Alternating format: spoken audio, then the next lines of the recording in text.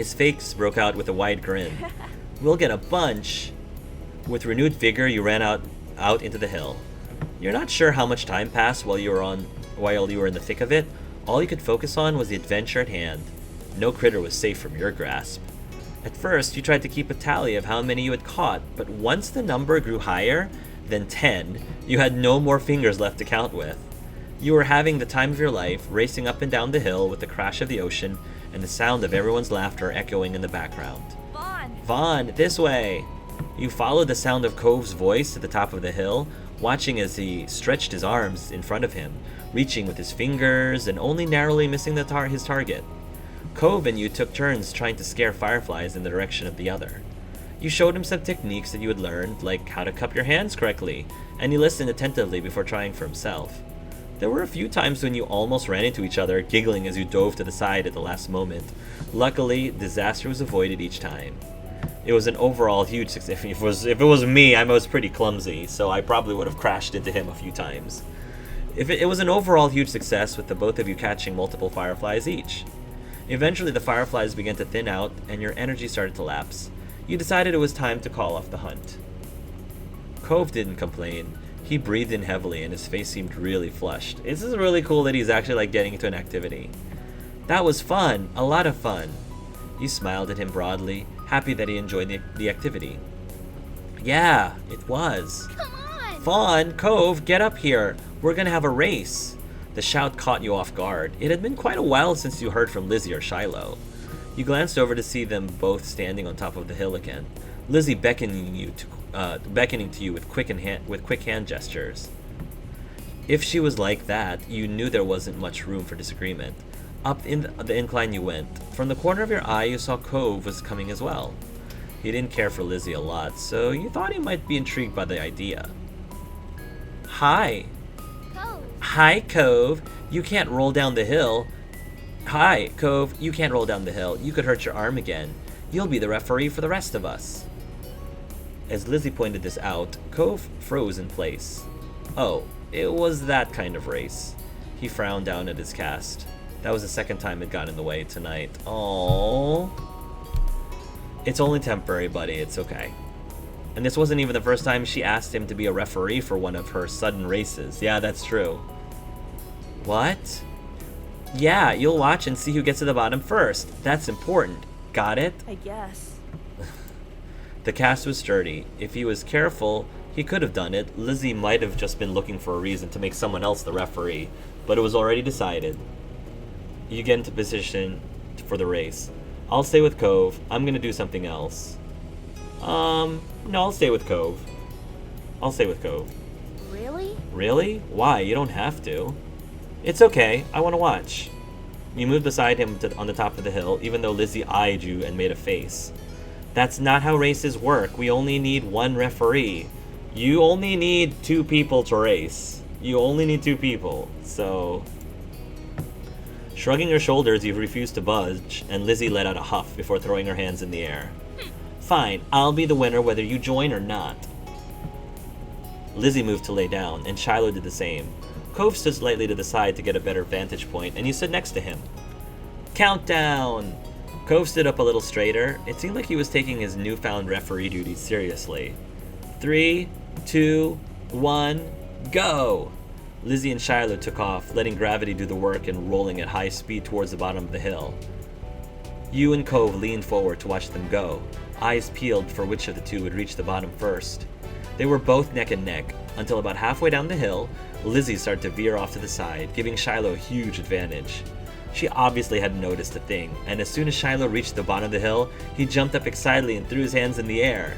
I won! Yeah, that's my boy! Good job, buddy! Almost immediately, he fell back onto the grass, still dizzy from his roll down the hill. Lizzie stomped out of the bush she had ended up in, spluttering angrily and brushing leaves from the front of her dress. Not bad. You got lucky. Let's do it again and see who wins for real. Oh, please, Lizzie. Kids, it's time to come in. No! You snickered, feeling grateful you hadn't been part of the mini debacle. Nope, Shiloh is the winner, and you can't do anything about it now, Lizzie. You caught Cove's eyes and saw that he was doing the same. It had gotten late and was beginning to feel just a bit chilly as you made your way way out of the hills, but the cold in the air hadn't dampened anyone's spirits. The four of you walked back together, side by side, down your neighborhood street, discussing the evening, with each person trying to prove that they were the one who caught the most fireflies. You knew that whoever really did catch the most, it didn't matter much anyway. All that mattered was that you all had a good time, which, judging by the smiles on everyone's faces, you did. It's a good enough smile. That's about as big of a smile as we're going to be getting from Cove at this stage, I think. Okay. Yes. Alright. The treasure was all the friends that we made along the way. Yes. Long day, grown up, run away. I'm curious about grown up. What's grown up mean? Like, what do we want to be? What do we dream of being when we grow up? I'm wondering. One sweltering summer day, you were in your living room with Cove, listening to the sounds of the birds chattering outside the window while you lay across the rug on the floor. Cove's dad had dropped him off earlier, and your moms had left the two of you, along with Lizzie, to play amongst yourselves. It had been too hot to go outside in the afternoon, at least according to Mommy, so your sister was starting to get impatient waiting for her golf class that evening. The three of you had trouble finding something fun to do. The beach and the playground were off limits, and you felt it was too warm for anything like playing with your fuzzy toy animals. Then suddenly, a light came to Lizzie's big brown eyes, and her smile spread wide across her face. Having an idea gave her a new wave of energy. Since we're stuck inside, we should be adults. They don't play outdoors anyways. They're always inside and telling everybody they're too busy to play. Why? Duh. I said why, and it'll be fun. Duh. What do they do inside that we don't, besides use the phone a lot? Excluding a small huff, Lizzie decides to ignore Cove. What do you think? Vaughn, what do you think? Do you want to? I don't know if I ever wanted to be an adult. I felt like as a kid, I was never really all that interested in growing up. Like, I recognized there were things I couldn't do until I grew up, but that didn't stop me from wanting to stay a kid for as long as I could. You know, I really did not have any interest in growing up faster than I had to. Cove said it. That doesn't sound fun. I bet we could come up with something else. I don't know. I want to. I'll be like, I bet we could come up with something else. But that's what I'm going to do, and it's not as fun when I play pretend adults by myself. Do you do that a lot? What's it to you? Looking at Lizzie, it seemed Cove felt he could understand where she was coming from, and he sighed. Do you really not want to play, Vaughn? It was clear he wanted some way out, but still felt guilty about it. I'll try, but it sounds boring. Okay, I'll stay. Sorry, I have other stuff to do. You kept hesitating. I'll try it, but that sounds boring. Yeah, I mean, always give it a try. Don't knock anything until you try. You know, I suspect that it might not be something I'm gonna have fun with, but I'll try to keep as open mind as I can. I'll try it, but that sounds boring. It's not gonna be, I guarantee. Lizzie seemed more determined than ever, and you could only sigh. Satisfied that neither of you were about to bail on her, Lizzie thought over her options while you watched. After a few seconds, she clapped her hands together and beamed, apparently having settled on something without asking either of you. Okay, I'm gonna be a professional golfer. Vaughn, you and Cove can be... Wait a minute, why can't we decide what we're gonna be? A beach ball player, a gymnast, or a tennis player? Those are all sports things. I don't see myself being very physically skilled as an adult, and I certainly am not in real life. None of those sound appealing to me. Why can't we pick anything we want? Because I have a fun idea, that's why. And we have to play sports as adults? Yep. But there's other kinds of sports too. Right? It isn't the same. What do you think, Vaughn? Don't those choices sound super cool? You want to be that, huh? No, those ideas sound super lame to me. I kind of like those. It really doesn't. Haha, it sounds like a blast. Isn't there anything else we can be? You nodded. Maybe not. Isn't there anything else we can be? Lizzie stomped a foot on the ground. Girl, you're gonna get upset at me all you want, but you think stomping your foot's gonna get me to gonna convince me to do what you want? It's doing the opposite, sweetheart.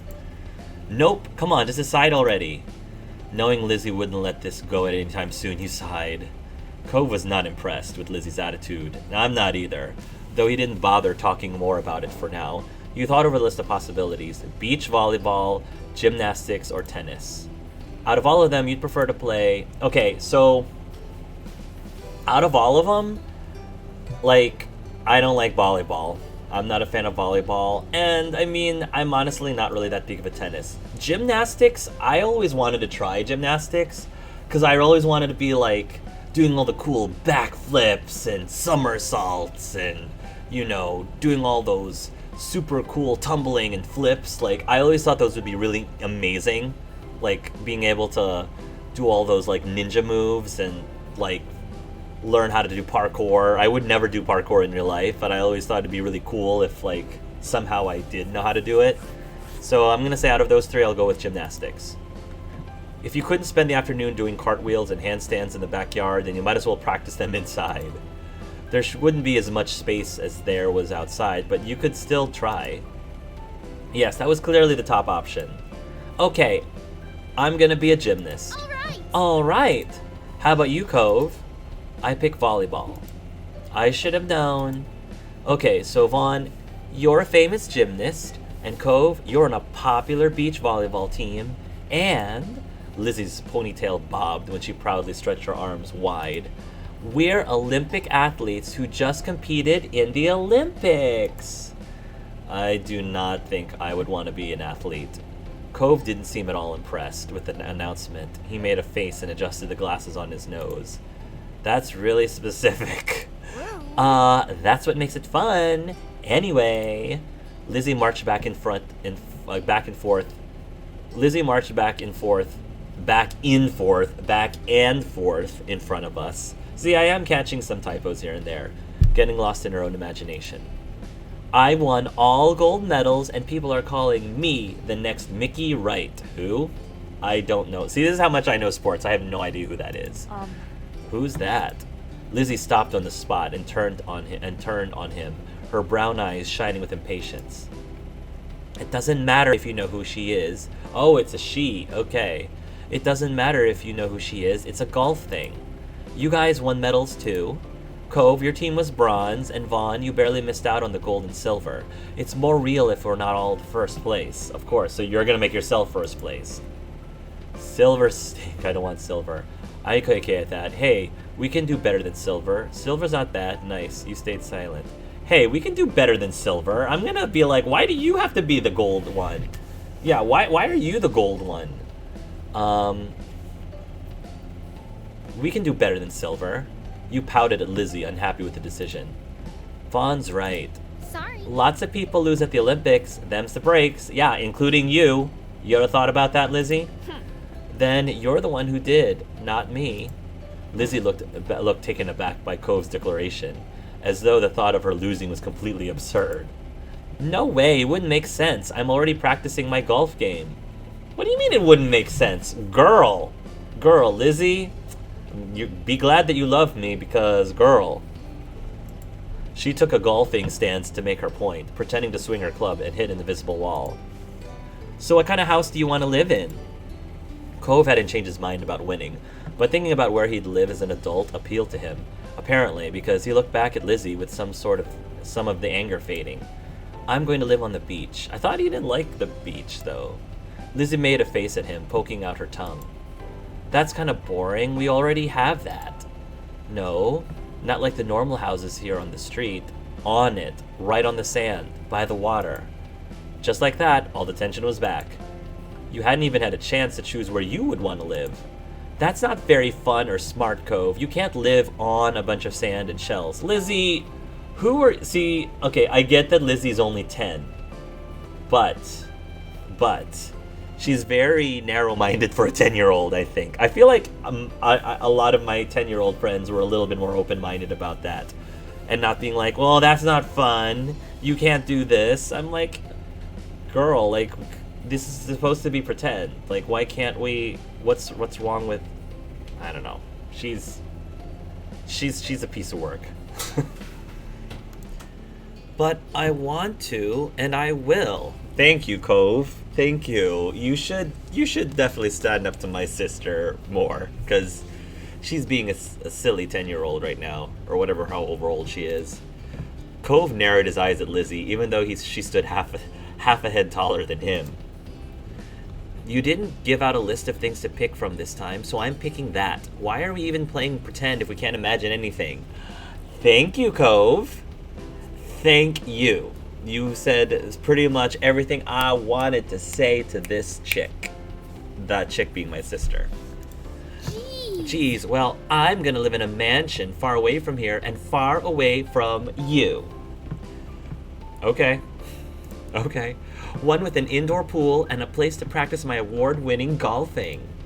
It's not fair. How come you were yelling about mine when your idea is even more impossible? Lizzie's face flushed red, her hands balling into fists at her sides. It is not impossible, and it's better than yours. Wow, girl. I'm very curious to see what Lizzie's gonna be like when she's older. Oh gosh. I'm wondering, it would be really neat if, like, Lizzie looked back on herself when she was younger and felt very cringy about it. I think that would be, because I feel like all of us, in a way, feel very cringy about certain aspects of ourselves when we were younger. I definitely did. I feel very cringy about a lot of things from my childhood, let me tell you. And I'm pretty sure that when I'm, like, if I live to be 20 years older than I am now, I'm sure I'm going to be cringing about things about myself now. That's pretty much a given. Disagreements always seemed to crop up when the two of them were together, and you always felt like you were stuck in the middle. But when it came to the topic at hand, this time you thought Cove is definitely right. My sister is being really, really a big jerk face right now. You'd prefer a mansion. Being on the beach was cooler. You wanted to agree with Lizzie. Cove was right. You were tired of deciding between either of them. Nah, I'm not tired of it. Sometimes I side with Lizzie. Sometimes I side with Cove. This time, Cove was right. Cove's idea is good. You shouldn't say yours is the only right one. No one asked for your opinion. Well, no one asked you to force us to play your game, Lizzie.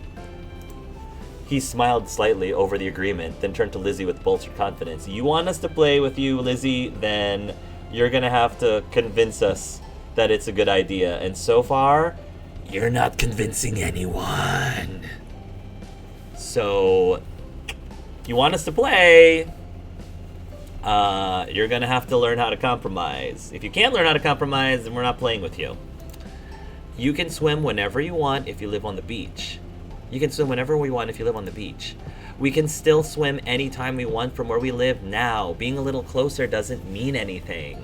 Well, it does to Cove. It doesn't mean anything to you, Lizzie, but it does to Cove. Says you. The two of them scowled at each other. You're being so unreasonable. I don't get what you want. This game doesn't make sense. It does. You have to be realistic. I said that. Yeah, well, you have to be a little bit more flexible, Lizzie. But you're not. You had no idea what to do to make them stop at this point. It seemed like the two of them would just keep working each other up as long as they could. I'm just going to be like, look, Lizzie, we're just not going to play. Like, clearly this was not a good idea because clearly neither of us are having fun. And that's the whole point of playing, right? That's the whole point of playing. If you're not having fun, if all we're doing is arguing, then what's the point? What's the point, right? Why are we doing it? Nothing you've said so far had kept them from being mad. Thankfully, like a greeting card angel, Mom walked into the room. Lizzie rushed to her, hanging on to the hem of her shirt and poking out her tongue at Cove. Lizzie, Fawn, it's time to get ready to go. You all right with that? Sorry you have to leave early, Cove. Their mom said their mommy said she'll walk you home so you won't be left in the cold. Their mommy said she'll walk you home so you won't be left in the cold? Cove was still glaring at Lizzie, his face flushed red with anger. I can go by myself. But, bye, Vaughn. There was still a harsh edge to the brief farewell, but you knew it wasn't you he was mad at. I don't blame him. Lizzie was being a total D-bag. Like, she was not at all considering our feelings, our interests. She just wanted to feed her own personal, like, desires. Like, this wasn't about us having fun, it was about her having fun and what she thought was fun. And she just, dropped the ball on that. Without giving Mom a chance to stop him, Cove stood up and stalked out of the room, shoulders drawn tight. Huh? Okay? Worried, Mom turned to look down at you and Lizzie. You two were playing nice with our new friend, weren't you? Well, I don't think Lizzie was playing very nice with our friend. Like, if that person is your guest, you kind of have to... I feel like if you have somebody over and they're your guest, you kind of try as much as possible to put more effort into meeting them in between and trying to meet them towards what they want. It's not bad to challenge them. It's not bad to, like, encourage them to get out of their comfort zone. But Lizzie was just out of control. Like, that's not the same thing. You told the truth. I'm a goody two-shoes as a kid. Like, I did not lie to my parents. It was very difficult because I'm always, even to this day, I've been a horrible liar. Terrible liar. You told the truth. We were playing pretend and things got intense. They were like cats and dogs. Your sister's jaw dropped, looking betrayed. I mean, if she knows me, she's not surprised. This should be no surprise to you. My brother would not... In real life, my brother would not have been surprised if I were to say something like that. As Mom put both hands on her hips. Elizabeth, I told you to be kind to him. He's having a hard time right now. Lizzie's mouth closed back up, replaced by a tiny frown. Yeah, I mean, she should be nicer to him. And so, this is something that she needs to... These are some issues she needs to work on. Maybe she'll be better at it when she's older. I know. I tried, but he was... No buts. We both know you can show someone a great time when you put your mind to it. We're going to apologize to Cove and his dad over the phone when he gets home from work tonight. Lizzie hung her head, dragging a foot across the ground in front of her. Okay, Mom. Good girl. I'm doing this not to get you in trouble, Lizzie. I'm doing this because I feel like it'll help you when you're older. I feel like it'll help you be a better person when you're older. That's the reason why. That's my ulterior motive. It's not about me. It's about you. And hopefully this will affect how things are with your personality when you're an adolescent and beyond. You caught pieces of Lizzie sulking to herself about how it was his fault, too. But it was over. All right, we better get a move on. Let's go, kids. Noelani, where did you leave the car keys? Noelani? Mom hustled you all out the door, and you noticed during the car ride to golf practice that Lizzie was quieter than usual. She was usually the first one to request which music to listen to in the car, but she didn't say anything. Your parents noticed she wasn't in a mood to be bothered. They gave her space, and Mommy just asked you what you would like to listen to. You picked your favorite song. It always made the car ride more fun. You chose a soundtrack to a cool movie you saw a couple months ago. You chose a song you knew Lizzie liked. Maybe that would cheer her up. I don't think I need to cheer her up. Like, this is a lesson she needs to learn. And I feel like if I soften the blow, it demeans her ability to learn from things. Like, I feel like you're basically almost enabling the behavior. And one thing about parenting that I know is consistency is very important when it comes to trying to teach your kids, how to hopefully be decent adults that are not as D-baggish as they naturally can be and easily can be as 8-year-old children. Because kids can be very D-baggy. But then again, adults can be D-baggy too. But hopefully, most of the D-bagginess is not because it was enabled by them when they were kids. But so let's choose a soundtrack to a cool movie you saw a couple months ago. I think that's more my style. Oh, I like how everything glowed yellow. Eventually, Lizzie came around and started singing along with you. She acted like she was grown up most of the time, but you knew she liked the movie too. Oh wow, this is gorgeous. I still can't get over the fact that Lizzie actually golfs, like real golfs. When the car ride was over, you spent the twilight hour watching Lizzie hit things with other girls her age. You didn't know much about golf, but you could tell that she really liked it. You sat with your moms and tried to puzzle it out. It was nice sitting outside after being cooped up in the house all day, and you stretched out your legs to let the last few minutes of sun warm your skin. When the sun was finally out of sight, dipping behind the horizon, you all got ready to leave. Instead of going straight home, your moms took the family out to dinner. You went to a restaurant you had all been going to ever since you could remember. The whole afternoon had been a bunch of shouting. You hadn't been able to stop, but you could kind of tell all this helped Lizzie to be less angry. The car ride home was quiet, with only the radio providing escape from silence.